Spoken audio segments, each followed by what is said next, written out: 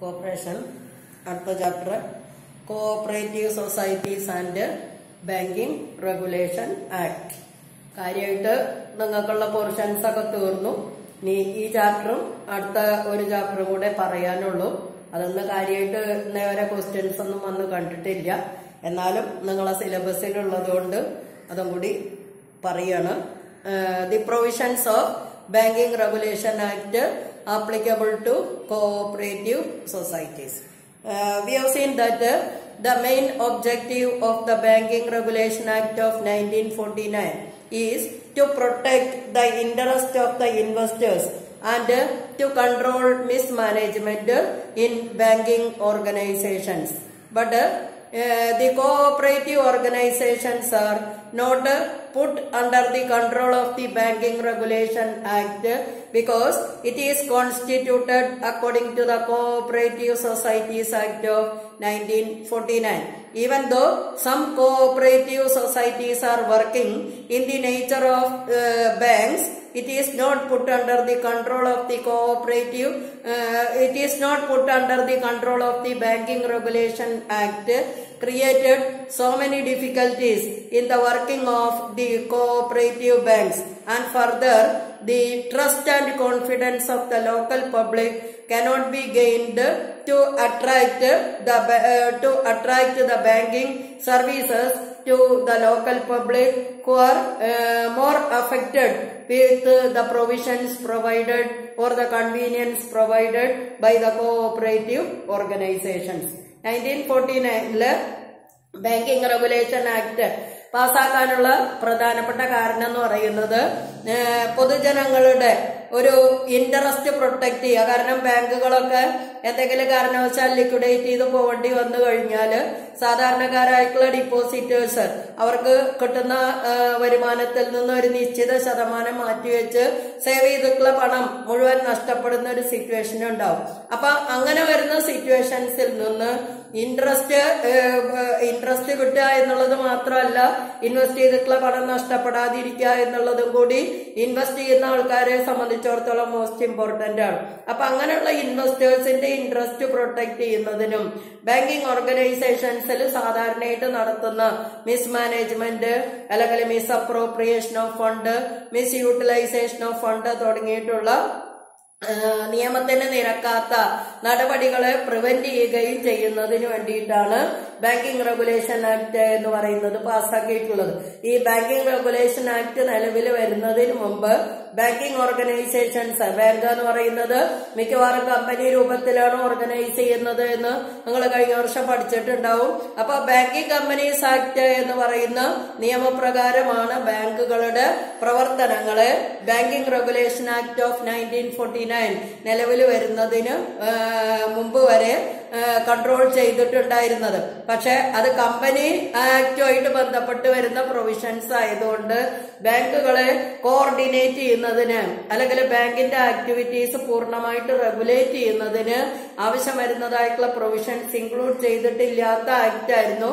അതുകൊണ്ട് തന്നെ ബാങ്കുകളുടെ സുതാര്യമായിട്ടുള്ള അതേപോലെ തന്നെ കാര്യക്ഷമമായിട്ടുള്ള പ്രവർത്തനത്തിന് ആവശ്യം വരുന്ന അല്ലെങ്കിൽ ഗവൺമെന്റിന് ബാങ്കുകളെ കൺട്രോൾ ചെയ്യുന്നതിന് ആവശ്യം വരുന്ന ഒരുപാട് പ്രൊവിഷൻസിന്റെ കുറവുണ്ടായിരുന്നത് കൊണ്ട് മിക്കവാറും ബാങ്കുകൾ എന്ന് പറയുന്നത് മിസ്മാനേജ്മെന്റ് അല്ലെങ്കിൽ മിസ് യൂട്ടിലൈസേഷൻ ഓഫ് ഫണ്ട് എന്നൊക്കെ പറയുന്നത് നിരന്തരം നടത്തിക്കൊണ്ടിരുന്ന ഒരവസരത്തില് ബാങ്കിങ് എൻക്വയറി കമ്മിറ്റി എന്ന് പറഞ്ഞിട്ട് സെൻട്രൽ ഗവൺമെന്റ് അപ്പോയിന്റ് ചെയ്തിട്ടുള്ള കമ്മിറ്റി 1949 കൊടുത്തിട്ടുള്ള നിർദ്ദേശപ്രകാരമാണ് ബാങ്കിങ് റെഗുലേഷൻ ആക്ട് ഓഫ് 1949 എന്ന് പറയുന്നത് പാസ്സാക്കിയിട്ടുള്ളത്. ആ ആക്ട് നിലവിൽ വന്നതോടുകൂടി മുമ്പുണ്ടായിരുന്ന ബാങ്കിങ് കൺട്രോൾ ആക്ട് എന്ന് പറയുന്നത് 1966 മോഡിഫൈ ചെയ്തു.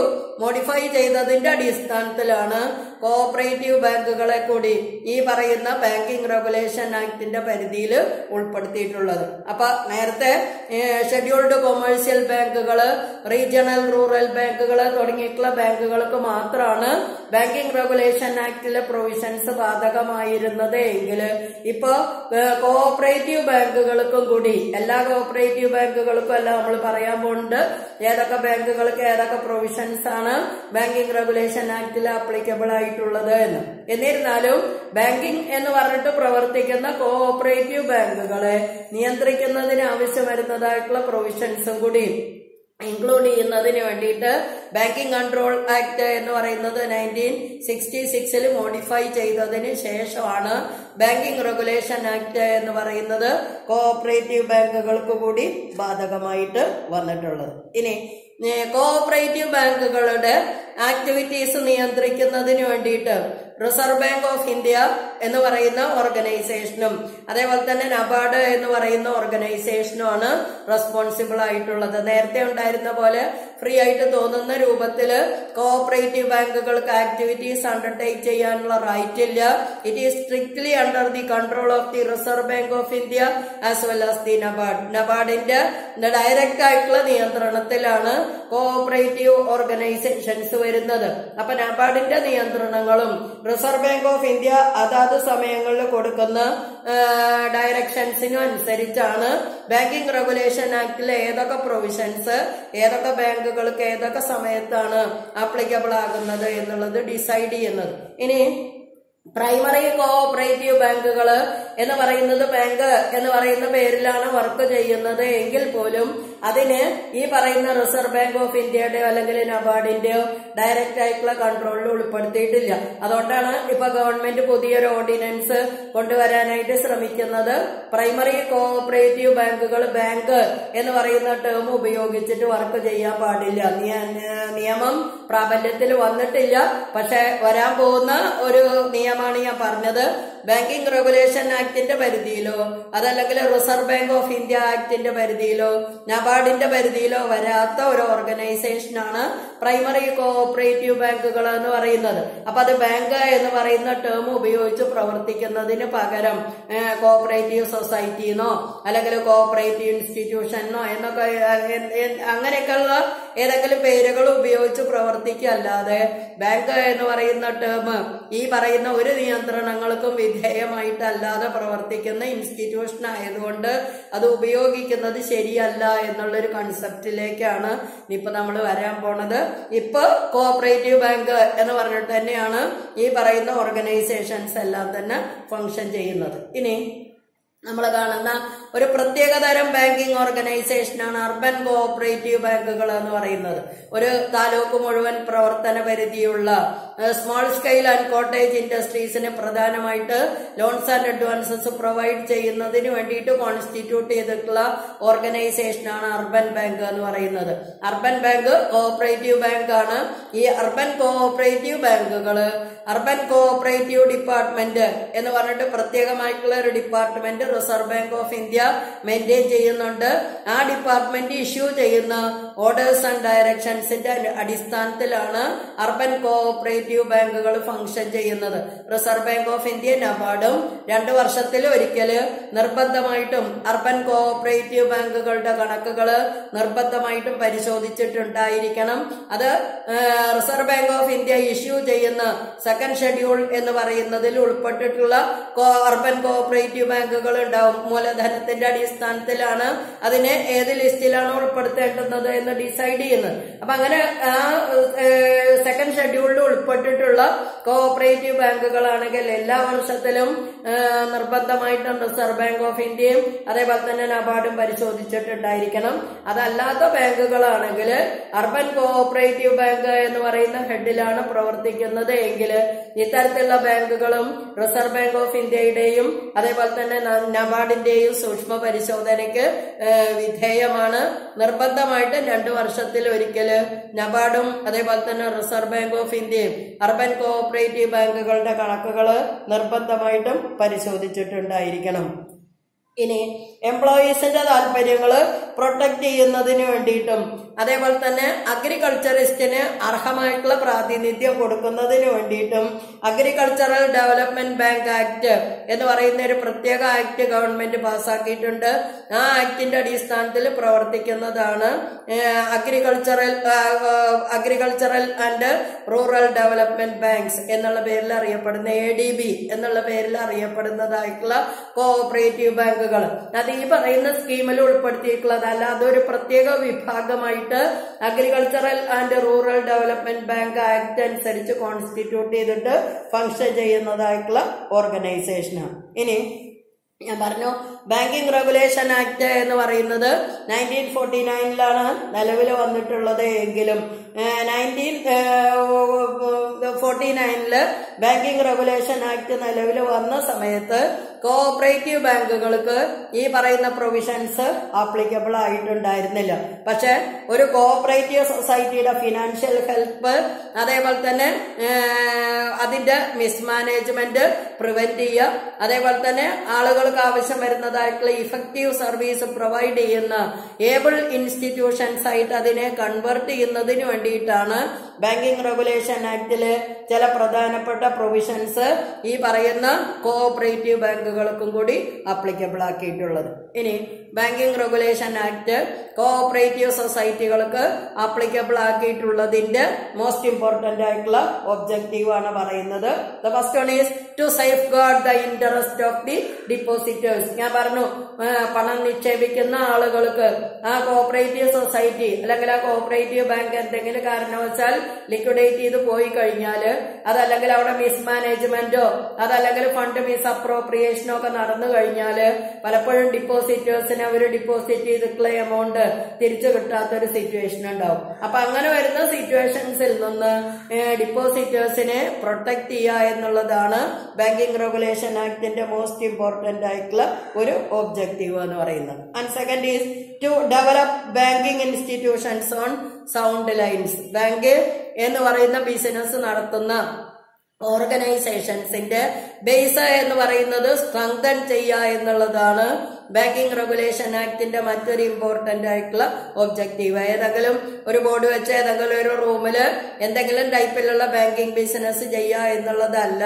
ബാങ്കിങ് പ്രിൻസിപ്പിൾസ് അനുസരിച്ച് സൗണ്ട് ആയിട്ടുള്ള രീതിയിൽ ബാങ്കിങ് ആക്ടിവിറ്റീസ് അണ്ടർടേക്ക് ചെയ്യുന്ന ഇൻസ്റ്റിറ്റ്യൂഷൻസിന്റെ ഗ്രോത്ത് അല്ലെങ്കിൽ ഡെവലപ്മെന്റ് ആണ് ബാങ്കിങ് റെഗുലേഷൻ ആക്ടിന്റെ മറ്റൊരു ഇമ്പോർട്ടന്റ് ആയിട്ടുള്ള objective. And thirdly to attain monetary and credit system to the larger interest of the priorities of the nation. ഒരു രാജ്യത്തിന്റെ സ്ഥാപിത താല്പര്യങ്ങള് സംരക്ഷിക്കുക എന്ന് പറയുമ്പോൾ അതിൽ ഏറ്റവും ഇമ്പോർട്ടന്റ് ആയിട്ടുള്ള ആവശ്യമാണ് മോണിറ്ററി കൺട്രോൾ എന്ന് പറയുന്നത്. അപ്പൊ monetary control and credit payment system, ഇപ്പൊ ഡിജിറ്റൽ ഇന്ത്യ എന്നൊക്കെ പറഞ്ഞിട്ട് നമ്മൾ കാണുന്ന സംവിധാനം കൊണ്ട് നമുക്ക് ഒരുപാട് അഡ്വാൻറ്റേജസ് ഉണ്ട്. ആ അത്തരത്തിലുള്ള മോണിറ്ററി ഇഫക്റ്റീവ്നെസ് എന്ന് പറയുന്നത് ഒരു രാജ്യത്ത് നടപ്പിലാക്കാൻ കഴിയണമെങ്കിൽ നിർബന്ധമായിട്ട് സൗണ്ട് ലൈൻസിൽ പ്രവർത്തിക്കുന്നതായിട്ടുള്ള ബാങ്കിങ് ഓർഗനൈസേഷൻസ് ഉണ്ടാവണം. അപ്പൊ അങ്ങനെ അഡ്വാൻസ്ഡ് ആയിട്ട് ആളുകൾക്ക് ഏറ്റവും ലേറ്റസ്റ്റ് ആയിട്ടുള്ള ടെക്നോളജി ഉപയോഗിച്ച് ബാങ്കിങ് സർവീസസ് പ്രൊവൈഡ് ചെയ്യുന്ന ഇൻസ്റ്റിറ്റ്യൂഷൻസ് ആയിട്ട് സാധാരണ ബാങ്കുകളോടൊപ്പം കോഓപ്പറേറ്റീവ് ബാങ്കുകളെയും കൺവേർട്ട് ചെയ്യുക എന്നുള്ള ഉദ്ദേശത്തോടു കൂടിയിട്ടാണ് ബാങ്കിങ് റെഗുലേഷൻ ആക്ട് എന്ന് പറയുന്നത് കോഓപ്പറേറ്റീവ് ബാങ്കുകൾക്കും കൂടി ബാധകമാക്കിയിട്ടുള്ളത്. ഇനി ബാങ്കിങ് റെഗുലേഷൻ ആക്ടില് ബാങ്കിന് കൊടുത്തിട്ടുള്ള ഡെഫിനിഷൻ നമ്മൾ കഴിഞ്ഞാലും പഠിച്ചിട്ടുണ്ടാവും.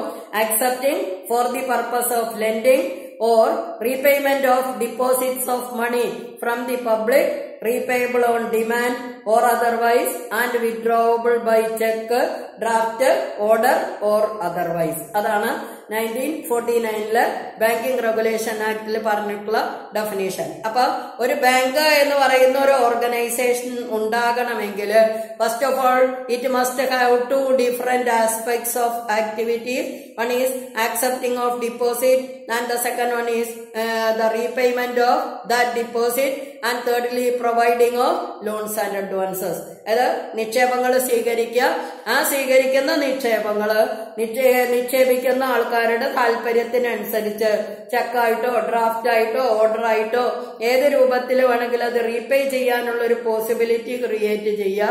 അതേപോലെ തന്നെ കിട്ടിയിട്ടുള്ള ഡിപ്പോസിറ്റിൽ നിന്ന് മേജർ പെർസെന്റേജ് ആളുകളുടെ ഡിമാൻഡിനനുസരിച്ച് ലോൺസ് ആൻഡ് അഡ്വാൻസസ് ആയിട്ട് പ്രൊവൈഡ് ചെയ്യുന്നതിന് വേണ്ടി കോൺസ്റ്റിറ്റ്യൂട്ട് ചെയ്തിട്ടുള്ള ഓർഗനൈസേഷൻസിനെ മാത്രമാണ് 1949 ബാങ്കിംഗ് റെഗുലേഷൻ ആക്ട് അനുസരിച്ച് ബാങ്ക് എന്ന് പറയുന്നത്. Accepting for the purpose of lending or repayment of deposits of money from the public, repayable on demand or otherwise, and withdrawable by check, draft, order or otherwise. അതാണ് definition ആയിട്ട് പറഞ്ഞിട്ടുള്ളത്. അപ്പൊ ഡെഫിനേഷനിൽ നിന്ന് വളരെ crystal clear ആണ്. 1949 banking regulation act അനുസരിച്ച് bank എന്ന് പറഞ്ഞിട്ട് ബോർഡ് വെച്ചിട്ട് പ്രവർത്തിക്കുന്ന ഒരു സ്ഥാപനത്തിന് എന്തൊക്കെ ആക്ടിവിറ്റീസ് ആണ് ചെയ്യാനായിട്ട് റൈറ്റ് ഉള്ളത്. ഈ ഇപ്പൊ നമ്മൾ പ്രൈമറി ഫങ്ഷൻസ്, സെക്കൻഡറി ഫങ്ഷൻസ് എന്നൊക്കെ പറഞ്ഞിട്ട് കൊമേഴ്സ്യൽ ബാങ്കിന്റെ ഫങ്ഷൻസ് പഠിച്ചിട്ടുണ്ട്. ആ ഫങ്ഷൻസ് എന്ന് പറയുന്നത് ഈ പറയുന്ന ഡെഫിനിഷന്റെ അടിസ്ഥാനത്തിൽ ഫ്രെയിം ചെയ്തിട്ടുള്ളത്. അപ്പൊ അത്തരത്തിലുള്ള activities banking regulation act permit ചെയ്യുന്ന ആക്ടിവിറ്റീസ് മാത്രമേ ഒരു ബാങ്കിംഗ് ഓർഗനൈസേഷൻ അണ്ടർടേക്ക് ചെയ്യാനായിട്ടുള്ള റെസ്പോൺസിബിലിറ്റി ഉള്ളൂ.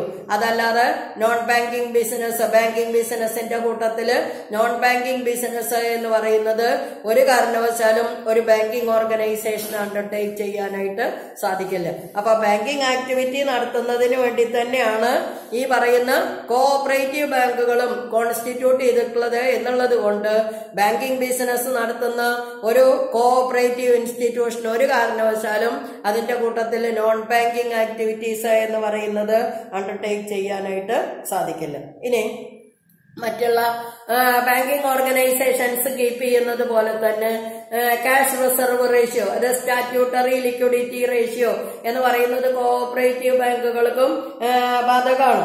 അത് മറ്റുള്ള ബാങ്കിംഗ് ഓർഗനൈസേഷൻസ് അതിന്റെ നെറ്റ് ഡിമാൻഡ് ആൻഡ് ടൈം ലയബിലിറ്റിയുടെ എത്ര പെർസെന്റേജ് ആണ് ക്യാഷ് റിസർവ് ആയിട്ട് സൂക്ഷിക്കുന്നത് എങ്കിൽ അതേ percentage urban cooperative bank, district cooperative bank, state cooperative bank തുടങ്ങിയിട്ടുള്ള കാറ്റഗറിയിൽ വർക്ക് ചെയ്യുന്ന എല്ലാ ബാങ്കിംഗ് ഓർഗനൈസേഷൻസും റിസർവ് ബാങ്ക് ഓഫ് ഇന്ത്യയുടെ നിർദ്ദേശപ്രകാരം മെയിൻറ്റെയിൻ ചെയ്യാനായിട്ട് റെസ്പോൺസിബിൾ ആണ്.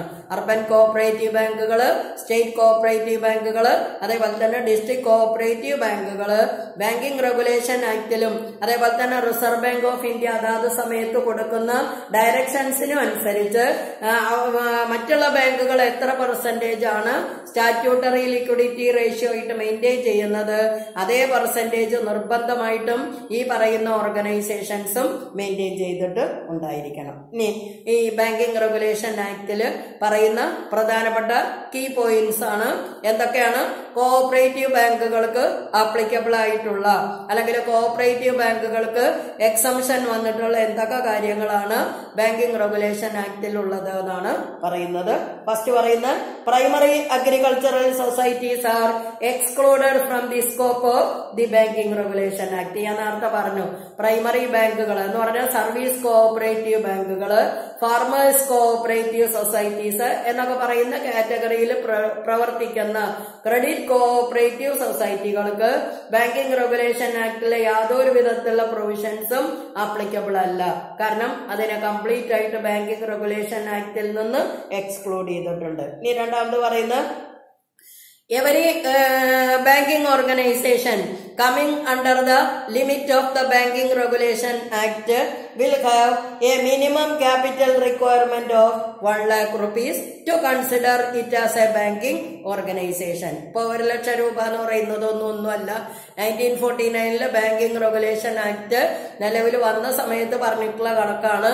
ബാങ്കായിട്ട് പ്രവർത്തിക്കുന്ന ഏത് ഓർഗനൈസേഷൻ ആണെങ്കിലും ഇൻക്ലൂഡിംഗ് കോഓപ്പറേറ്റീവ് ബാങ്കുകൾക്ക് 1 ലക്ഷം രൂപയെങ്കിലും മിനിമം ക്യാപിറ്റൽ റിക്വയർമെന്റ് ആയിട്ട് ഉണ്ടായിരിക്കണം. And third, A cooperative bank cannot engage in any trading activity because it is a non banking transaction. ഞാൻ പറഞ്ഞു ബാങ്ക് എന്ന് പറയുന്ന ബോർഡ് വെച്ചിട്ട് ആക്ടിവിറ്റീസ് അണ്ടർടേക്ക് ചെയ്യുന്ന ഒരു കോഓപ്പറേറ്റീവ് ബാങ്കിങ് ഓർഗനൈസേഷൻ ഒരു കാരണവശാലും ട്രേഡിംഗ് ആക്ടിവിറ്റി അല്ലെങ്കിൽ നോൺ ബാങ്കിങ് ആക്ടിവിറ്റി എന്ന് പറയുന്നത് ഇതിനോട് കൂടിയിട്ട് കമ്പൈൻ ചെയ്തിട്ട് പ്രവർത്തിക്കാനായിട്ട് സാധിക്കില്ല. ഇനി ഞാൻ പറഞ്ഞു സ്റ്റാറ്റ്യൂട്ടറി ലിക്വിഡിറ്റി റേഷ്യോ എന്ന് പറയുന്നത് കോഓപ്പറേറ്റീവ് ബാങ്കുകൾക്കും ആപ്ലിക്കബിൾ ആണ് എന്ന് പറഞ്ഞു.